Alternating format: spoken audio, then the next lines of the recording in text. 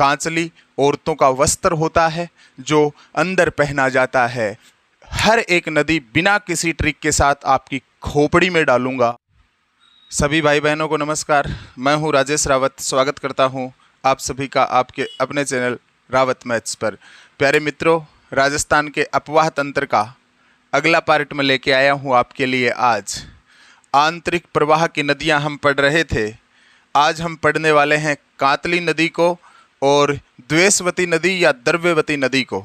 ये दो नदियां इस वीडियो में हम कवर करेंगे। एग्जाम में पूछे जाने वाला हर एक फैक्ट मैं आपको इस वीडियो में दोनों नदियों से संबंधित देने का पूरा प्रयास करूंगा। प्रयास ही नहीं, याद ही करा दूंगा। आपके सीधे की सीधी खोपड़ी में हर बात जाएगी। बस बने रहना है 15-20 मिनट के लिए मेरे साथ। तो चलिए आज की क्लास को शुरू करते हैं। शुरू करने से पहले मैं चाहूँगा कि यदि आप चैनल पर पहली बार पधारे हैं तो चैनल को सब्सक्राइब कर लीजिएगा, मेरे साथ जुड़िएगा, प्लेलिस्ट का अवलोकन कीजिएगा। वीडियो को देखने के बाद में लाइक और शेयर ज़रूर कीजिएगा। देखिएगा, सबसे पहले मैं शुरू कर रहा हूँ कातली नदी। कौन सी नदी? कातली नदी। इस नदी की हर एक बात को समझाने के लिए मैं जिन नामों का सहारा लूँगा उन नामों को मैं इस कातली नदी से ही निकालता हूँ और आपकी तरफ भेजने का प्रयास करता हूँ। मेरी हर एक बात को सुनने का प्रयास आप करना। बातों ही बातों में आपको ये नदी क्लियर हो जाएगी। देखिएगा, नाम है कातली। कौन सी नदी? कातली नदी। कातली नदी। इस कातली नदी को मैं जब भी देखता हूँ, इस नाम को कातली को, तो एक तो मेरे माइंड में सीधी सी बात है, नाम याद आएगा कांचली। इससे पहले मैंने आपको आंतरिक प्रवाह की नदियाँ बातों ही बातों में याद करवाई है, बिना किसी ट्रिक के, सिर्फ नामों से याद करवाया है। तो वहाँ आपने देखा होगा मैंने कातली को कांचली बोला है, तो आपको भी इस कातली को कांचली बोलना है। कांचली औरतों का वस्त्र होता है जो अंदर पहना जाता है। मतलब कातली आंतरिक प्रवाह की नदी है। कातली से याद रखना कांचली एक नाम तो ओके। एक कातली में देखो शुरुआत में नाम आ रहा है कात। कातली मतलब काट ली। कातली को क्या बोलोगे? कात मतलब काट और ली। कातली को एक आपको समझना है काट ली।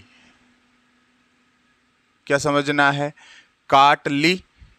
दूसरा नाम आपको ध्यान में रखना है कांचली। बस इन दो नामों से ये नदी आपको मैं क्लियर करवाऊंगा, कातली नदी। देखिएगा, सबसे पहले कातली नदी का जो उद्गम है वो खंडेला सीकर से होता है। कहाँ से होता है? सबसे पहले नदी का उद्गम ही आपको याद होना चाहिए कि ये नदी कहाँ से उद्गमित होती है, इस नदी का उद्गम कहाँ से होता है। तो सुनिएगा मेरी बात। कातली नदी का उद्गम जो है वो खंडेला सीकर से होता है। कैसे याद करें रे इस बात को? तो सुनिएगा एक छोटी सी कहानी। अपने घर की बातों से ये नदी मैं आपको याद करवाता हूँ, मतलब घर से बातें निकालूंगा। सुनो, घर में कोई बूढ़ा आदमी था, तो उस घर की मुख्य औरत ने, मतलब उस बूढ़े आदमी की बहू ने अपनी बिननी को आवाज़ लगाई कि बिननी, तेरे पापा जी को, तेरे ससुर जी को तोरू की सब्जी पसंद है। किसकी सब्जी पसंद है? तोरू की सब्जी पसंद है, तो आज तू तोरू की सब्जी बना ले। तो बिननी क्या करती है? सब्जी को काट लेती है, मतलब तोरू को काट लेती है। अब तोरू को कैसे काटती है? तोरू जानते हैं ना आप? तोरू की सब्जी बनाने के लिए वो सासू अपनी बहू को बोलती है कि बिननी, तेरे ससुर जी को तोरू पसंद है। क्या पसंद है? तोरू पसंद है, इसलिए आज घर में तोरू की सब्जी बना ले। तो बिननी ने कहा ठीक है माता जी, मैं आज सब्जी तोरू की काट लेती हूँ। तो देखो, कातली में नाम आया कात। क्या नाम आया? कात, मतलब काट ली। बहू ने क्या किया? तोरू की सब्जी काट ली। कैसे काटी? टुकड़ों में। सब्जी को खंड में काटते हैं कि नहीं काटते? बिल्कुल काटते हैं। सब्जी को काटते हैं तो सब्जी के क्या करते हैं? जैसे ककड़ी लाए तो ककड़ी के क्या करेंगे? खंड करेंगे। तोरू लेके आए तो तोरू के क्या करेंगे? खंड करेंगे। काटते हैं तो खंड करते हैं, मतलब टुकड़े करते हैं। मतलब कातली नदी का उद्गम जो है वो खंडेला सीकर से होता है। बताओ कहाँ से होता है? खंडेला से होता है। खंडेला कहाँ पड़ता है? सीकर में पड़ता है। कैसे याद करेंगे? सुनिएगा। बहू ने कातली क्या? सब्जी खंडों में। किसकी? तोरू की। अब सब्जी काट ली तो बहू सासू जी से पूछ रही है, सासू जी तोरू की सब्जी को मैंने खंड खंड में काट लिया है, अब ये बताओ सब्जी सी कर मतलब इसको करें कैसे? ये बताइए। सी कर मतलब इसको करें कैसे, मतलब सब्जी बनाएं कैसे? मुझे नहीं पता, मुझे तोरू की सब्जी बनानी नहीं आती। आप ही बताइए सासू जी, माता जी, इस सब्जी को कैसे बनाऊं? मतलब सी कर, कैसे बनाऊं? तो सुनो, ये याद हो गया। कातली नदी का उद्गम कहाँ होता है? कातली में नाम आया काट ली। क्या काट ली? सब्जी। किसकी? तोरू की। कैसे काटी? टुकड़ों में, मतलब खंडों में, तो खंडेला। अब सब्जी काट ली तो बहू अपनी सासू माँ से पूछ रही है कि सासू माँ सब्जी तो खंडों में काट ली, अब ये बताओ सी कर, इसे बनाऊं कैसे?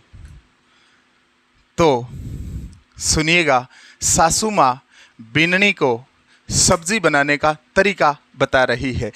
कैसे बता रही है? अगर तरीका पसंद आए तो वीडियो को लाइक मार देना और शेयर कर देना मेरे भाई मेरी बहन। सुनिएगा। बहू ने बोला, माँ जी मैंने सब्जी को खंडों में काट लिया है, अब बताइए इस सब्जी को सी कर मतलब कैसे बनाऊं? अब क्या करना है आगे? तो सासू माँ बहू को, बिन्नी को बता रही है। क्या बता रही है? कि देख, सबसे पहले तूने इसे खंडों में काट ही लिया है, मतलब इसका प्रवाह क्षेत्र जो होगा, मैं याद करवा रहा हूँ। अब इसका प्रवाह क्षेत्र मतलब ये कहाँ से उद्गमित होती है और कहाँ तक जाती है और कौन से ज़िलों से बहती हुई जाती है। तो ये तरीका मैं जो लगा रहा हूँ वो सासू माँ बिन्नी को बता रही है कि सब्जी कैसे बनानी है। तो खंडों में आपने सब्जी को काट ही लिया, अब कैसे बनाना है सुन। इसमें नीम के पत्ते डाल, सबसे पहले नीम के पत्ते डाल के भंगार लगा दे। कैसे बनानी है सब्जी? सब्जी को टुकड़ों में काट ही लिया, अब इसमें नीम के पत्ते डाल और भंगार लगा दे, छुक्कण लगा दे, भंगार लगा दे। भंगार लगाने के बाद में इसमें झंझनाहट की आवाज़ होगी और जैसे ही झंझनाहट की आवाज़ हो, आप भी जानते हैं सब्जी में भंगार लगाते हैं तो झंझनाहट की आवाज़ आती है, छू छू की आवाज़ आती है, छुक्कण लगाते हैं तो आती है ना। तो छुक्कण लगाने को हमारे शेखावाटी में तो छुक्कण लगाना बोलते हैं, बाकी क्षेत्रों में भंगार लगाना भी मैंने सुना है। तो सुनिएगा, सासू माँ बता रही है सब्जी को टुकड़ों में काट लिया तो एक काम कर, नीम के पत्ते डाल और इसमें भंगार लगा दे। भंगार लगाएगी तो झंझनाहट की आवाज़ आएगी। किसकी आवाज़ आएगी? झंझनाहट की आवाज़ आएगी। और जैसे ही झंझनाहट की आवाज़ आए, इसमें चरकी मिर्च डाल देना। क्या डाल देना? चरकी मिर्च डाल देना। चरकी मिर्च डाल देना मतलब इसका प्रवाह क्षेत्र, सब्जी खंडों में काटी थी तो खंडेला सीकर से उद्गमित होती है। आगे सासू माँ ने बताया था कि नीम के पत्ते डाल के भंगार लगा दे, मतलब नीम का थाना में बहती है। नीम का थाना के बाद में कहाँ जाती है? भंगार लगाएगी तो झंझनाहट की आवाज़ होगी। नीम का थाना से ये नदी झुंझुनू पहुँचती है। और फिर सासू माँ ने क्या बताया कि जैसे ही झंझनाहट हो, चरकी मिर्च डाल देना। चर से याद रखना चूरू। क्या याद रखना? चूरू। मतलब सब्जी को टुकड़ों में काटी लिया है तो अब जैसा मैं बताती हूँ वैसा कर, नीम के पत्ते डाल, भंगार लगा, झंझनाहट की आवाज़ आएगी। झंझनाहट की आवाज़ जैसे ही आए, चरकी मिर्च डाल देना, सब्जी बन जाएगी। मतलब झंझनाहट से झुंझुनू और चरकी से चूरू। ये नदी जो कातली नदी है, इसका प्रवाह क्षेत्र है खंडेला सीकर से चलती है, नीम का थाना में बहते हुए झुंझुनों में प्रवेश करके चूरू में समाप्त हो जाती है। कहाँ पे समाप्त होती है? चूरू में जाकर के ये समाप्त हो जाती है। आशा करता हूँ बात याद हुई होगी। अच्छा, ये सब्जी किसके लिए बना रही है बताइएगा? ये सब्जी ये बीननी अपने ससुर के लिए बना रही है, क्योंकि सासू ने बोला था ना कि तेरे ससुर जी को तोरू की सब्जी पसंद है, इसलिए तू आज तोरू की सब्जी काट ले। कातली में नाम आया ना, काटली, तोरू की सब्जी काट ले। अब सुनिएगा, इस तोरू से क्या याद रखना है? कातली नदी का प्रवाह क्षेत्र क्या कहलाता है? ये जो कातली नदी है इसका प्रवाह क्षेत्र याद रखना। ससुर जी को तोरू की सब्जी पसंद है, तो तोरू की सब्जी को काट लिया बहू ने, मतलब कातली नदी का प्रवाह क्षेत्र क्या कहलाता है? याद रखना, तोरू से तोरा वाटी क्या कहलाता है मेरे भाई मेरी बहन? तोरा वाटी। देखिएगा, कातली नदी का प्रवाह क्षेत्र कहलाता है तोरा वाटी। कैसे याद किया बताइएगा? ससुर जी को तोरू की सब्जी पसंद है, इसलिए बीननी ने किसकी सब्जी काटी रे? बीननी ने तोरू की सब्जी काटी।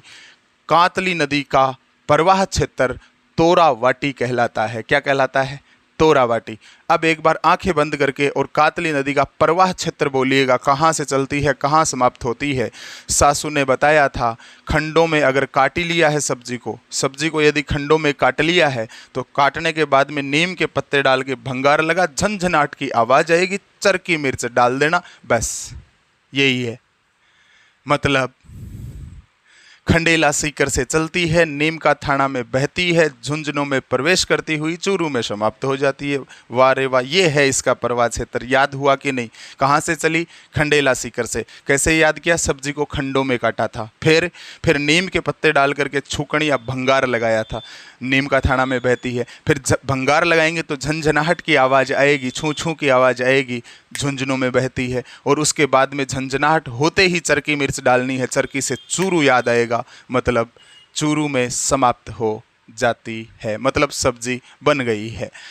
प्रवाह क्षेत्र को क्या कहते हैं? कातली नदी का प्रवाह क्षेत्र मैंने आपको बता दिया, तोरू से याद रखना है, तोरा वाटी कहलाता है। क्या कहलाता है मेरे भाई?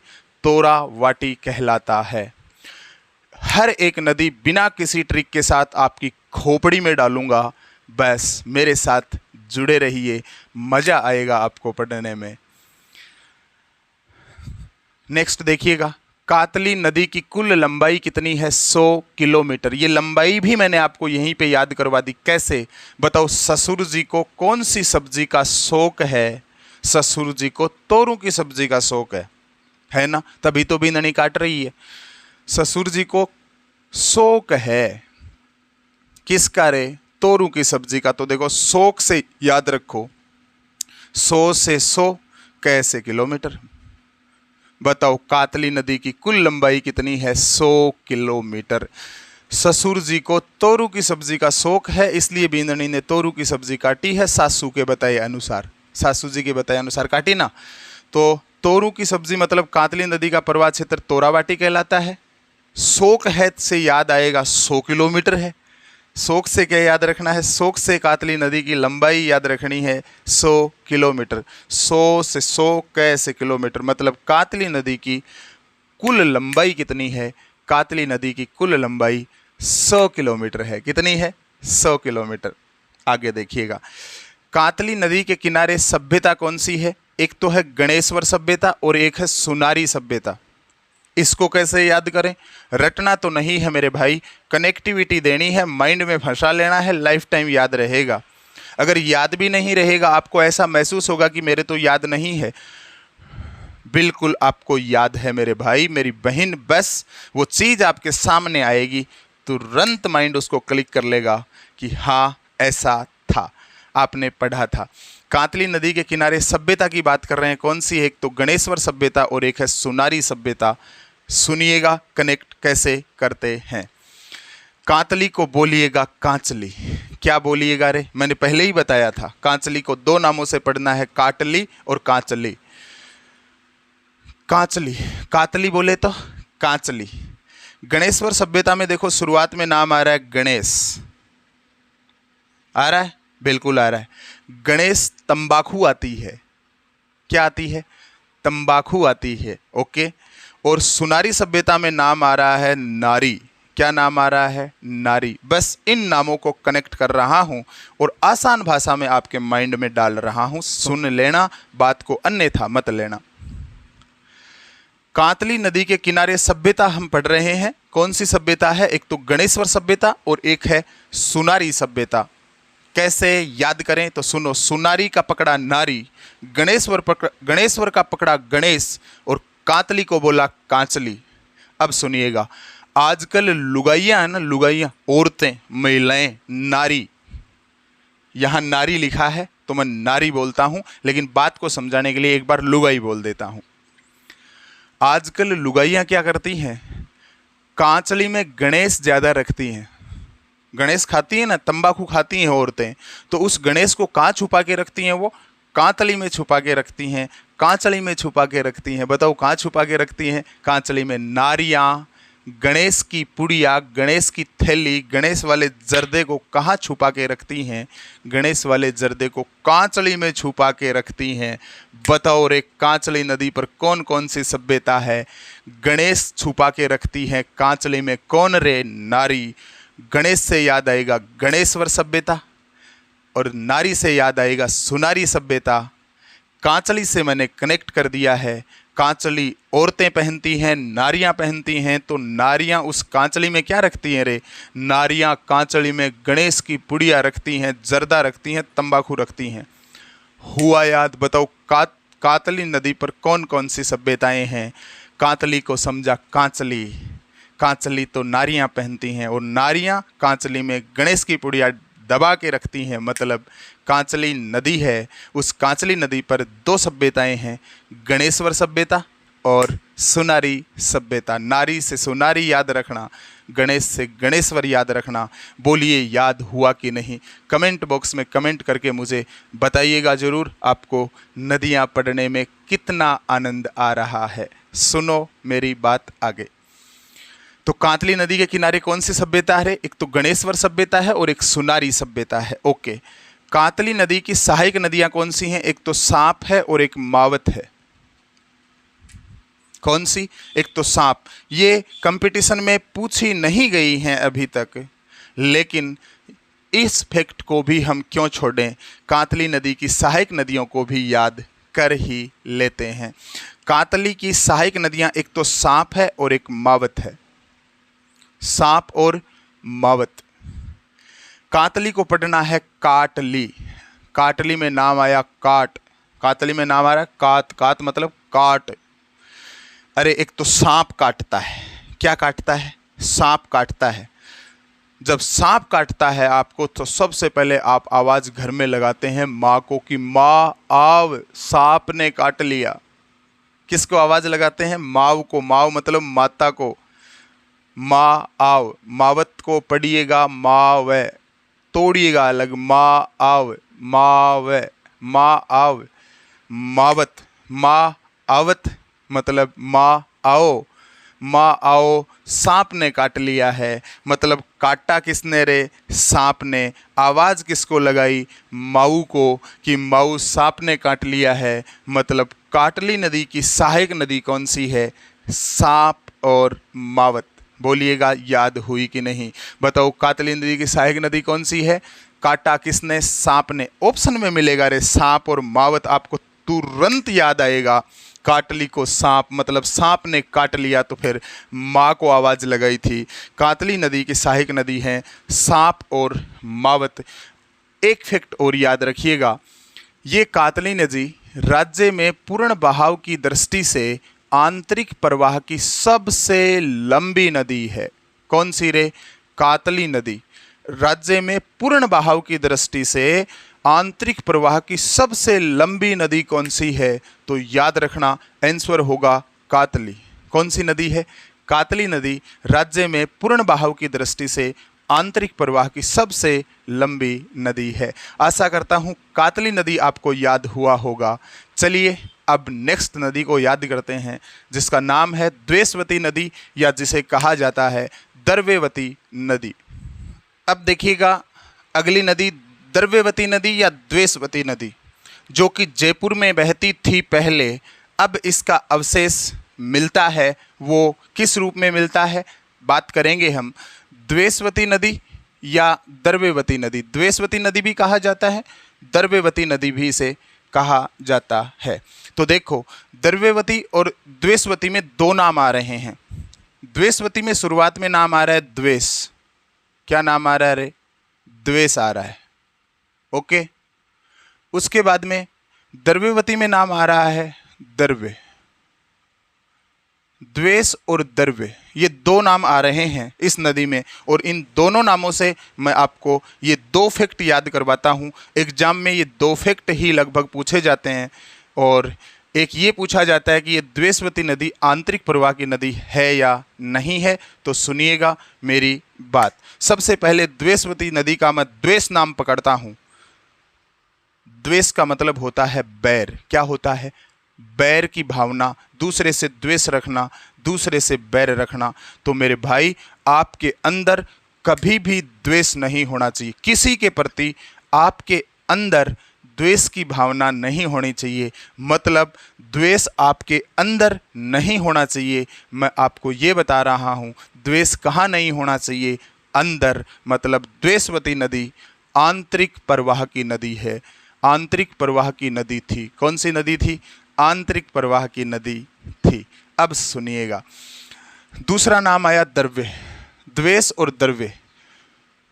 किसी माँ का बेटा बिगड़ गया, किसी माँ का बेटा बिगड़ने लगा, दूसरों से द्वेष करने लगा, मादक द्रव्य पदार्थों का सेवन करने लगा, तो वो माँ उस बच्चे को समझा रही है, तो वो माँ उस बच्चे को समझा रही है।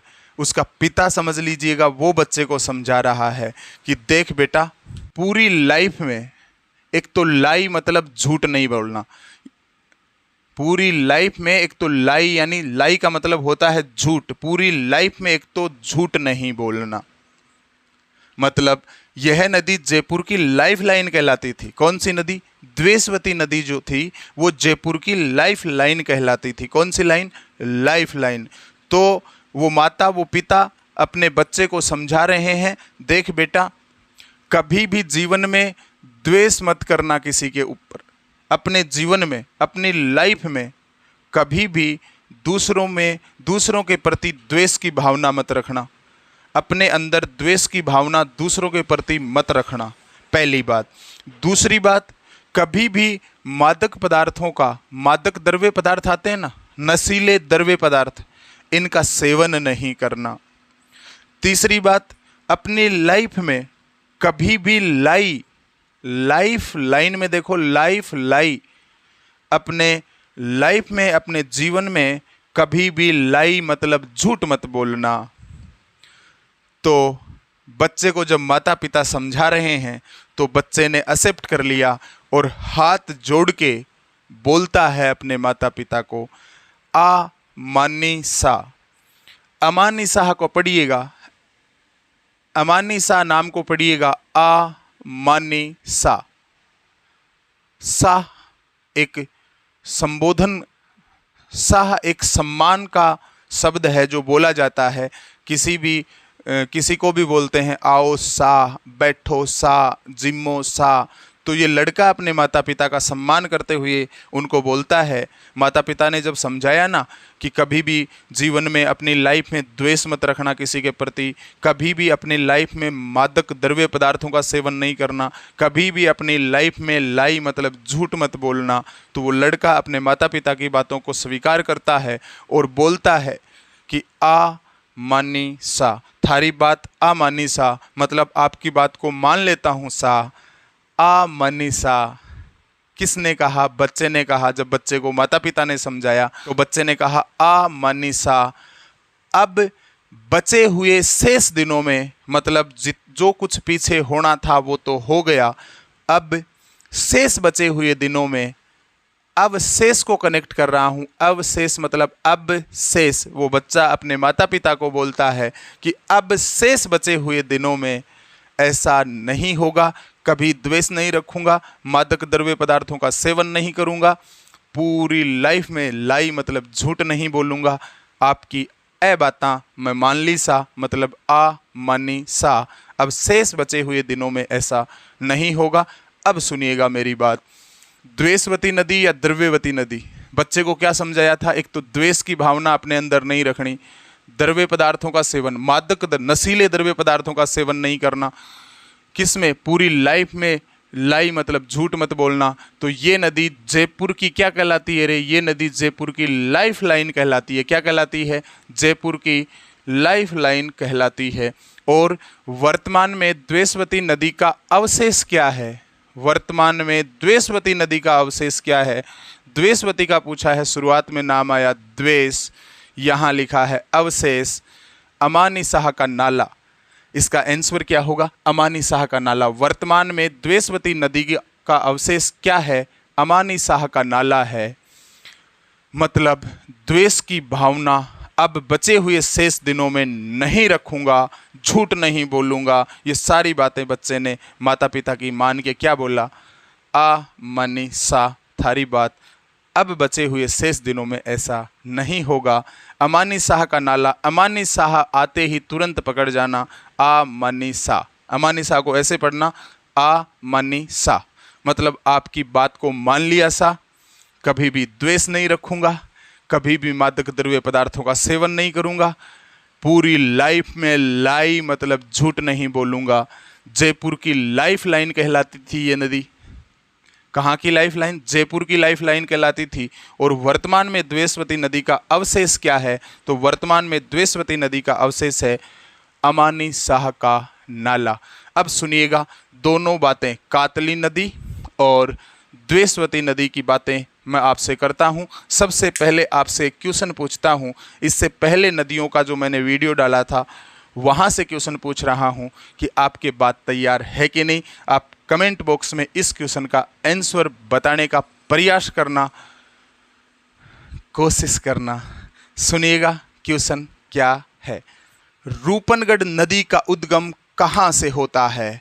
रूपनगढ़ नदी का उद्गम कहाँ से होता है? बताइए कौन सी नदी का? रूपनगढ़ नदी का उद्गम कहाँ से होता है ये आपको बताना है। बताइएगा और ये भी बता दीजिएगा इसका प्रवाह क्षेत्र कहाँ कहाँ है, कहाँ से चलती है, कहाँ जाके रुकती है। अगर आपने पहले वाला वीडियो देखा है नदियों वाला तो मैं गारंटी देता हूँ आप बिना सोचे समझे आंसर दे देंगे। रूपनगढ़ नदी का उद्गम कहाँ से होता है और इसका प्रवाह क्षेत्र क्या है? बहुत आसान है, यदि आपने वीडियो देखा है तो दीजिएगा कमेंट बॉक्स में आंसर। और अब मैं कातली नदी से संबंधित आपसे क्वेश्चन पूछता हूँ, आप याद करना। बोर्ड पे अब कातली नदी लिखी हुई नहीं है तो सुनिएगा। सबसे पहली बात मैं आपसे पूछ रहा हूँ, बताओ कातली नदी का उद्गम कहाँ से होता है?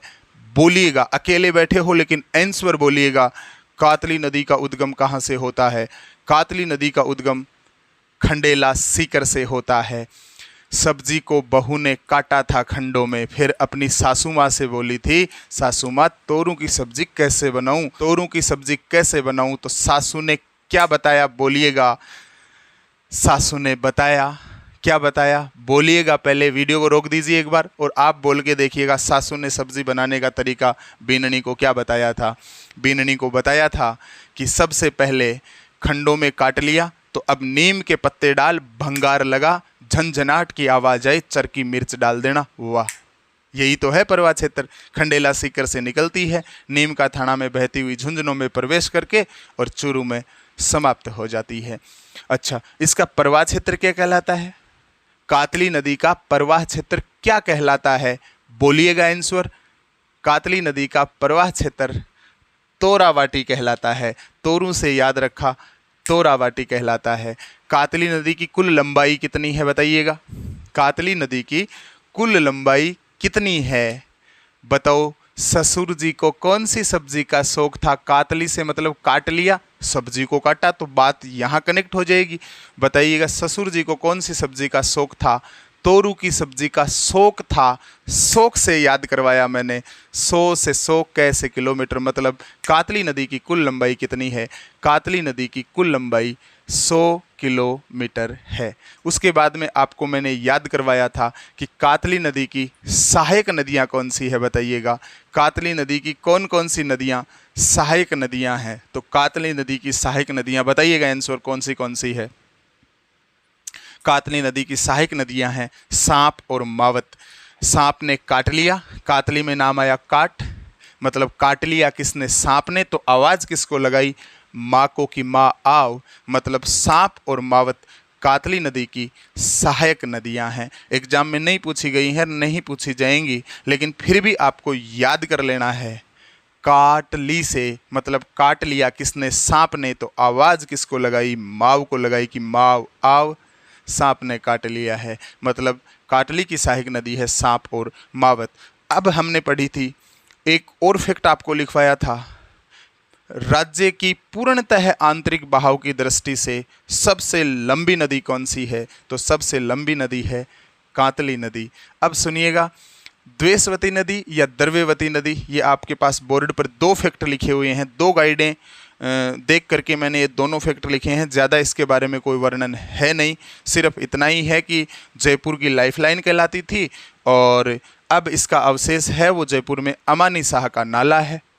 द्वेषवती नदी या द्रव्यवती नदी आंतरिक प्रवाह की नदी है। ये तीन बातें आपको याद रखनी है, तो तीनों मैंने कनेक्ट करवा दी। द्वेषवती नदी या द्रव्यवती नदी, द्वेषवती में शुरुआत में नाम आया द्वेष, द्वेष की भावना अपने अंदर नहीं होनी चाहिए। कहाँ नहीं होनी चाहिए, अंदर, अंदर से याद रहेगा आंतरिक प्रवाह की नदी है। एक बात क्लियर।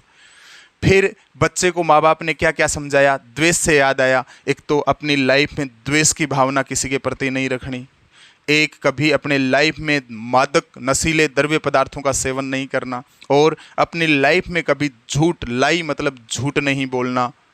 मतलब इस नदी को, द्रव्यवती नदी या द्वेषवती नदी को जयपुर की लाइफ लाइन कहा जाता था।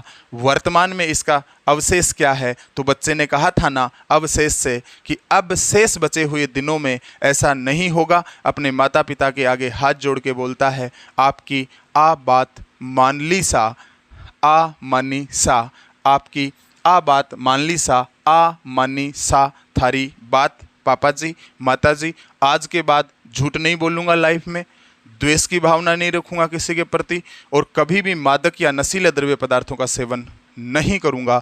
मतलब वर्तमान में द्वेषवती नदी का अवशेष क्या है, अमानी शाह का नाला। आशा करता हूं कातली नदी और द्वेषवती नदी का हर एक फैक्ट आपके माइंड में बैठा होगा।